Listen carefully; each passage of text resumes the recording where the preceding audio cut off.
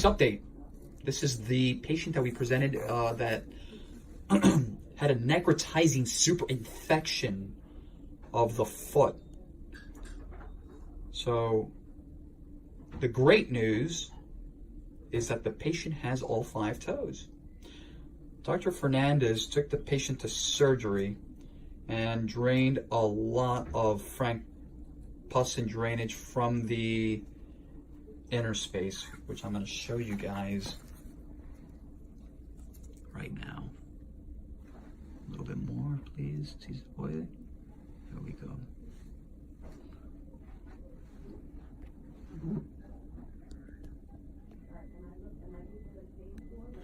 So what we're going to go ahead and do is, number 1, our focus is infection control. That's exactly what was done in the hospital. ¿Está en antibiótico? Sí. ¿Tiene aquí algo?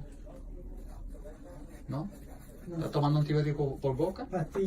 So the patient is currently taking some oral antibiotics. Again, Dr. Fernandez took the patient to surgery for an incision and drainage of the abscess, as well as biopsy of the bone of the 4th and 5th toes, just to make sure that he may or may not have bone infection.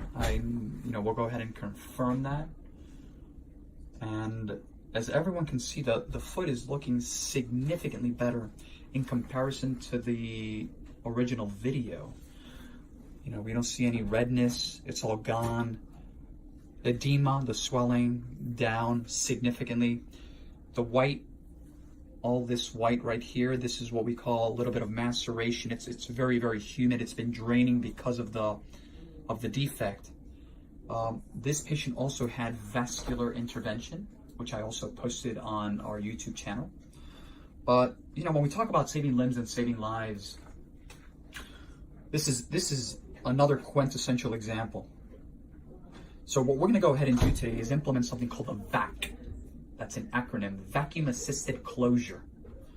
And that's going to help us really try to get this defect. It's such in a bad location, right in between the fourth, in the 4th inner space. It's going to be very challenging. Let's show. I just want to show you guys. The good news is we see all that beefy red tissue. That means that there is blood getting to this area, but the vac it's going to be really tricky, at least for a couple of days.